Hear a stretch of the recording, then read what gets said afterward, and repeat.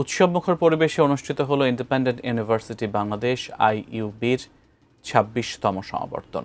সকালে রাজধানীর বসুন্ধরা আন্তর্জাতিক কনভেনশন সিটিতে আয়োজিত সমাবর্তন অনুষ্ঠানে প্রধান অতিথি ছিলেন শিক্ষা উপদেষ্টা অধ্যাপক ডক্টর CR আবরার।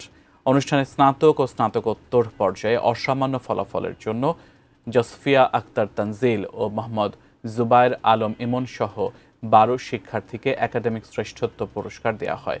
পড়াশোনার পাশাপাশি সহশিক্ষা কার্যক্রমে বিশেষ অবদানের জন্য বিশেষ সম্মাননা পান শেখ সালওয়া সারারা, শাহরুখ বিন হান্নান ও মোহাম্মদ টিপু সুলতান সহ কয়েকজন শিক্ষার্থী।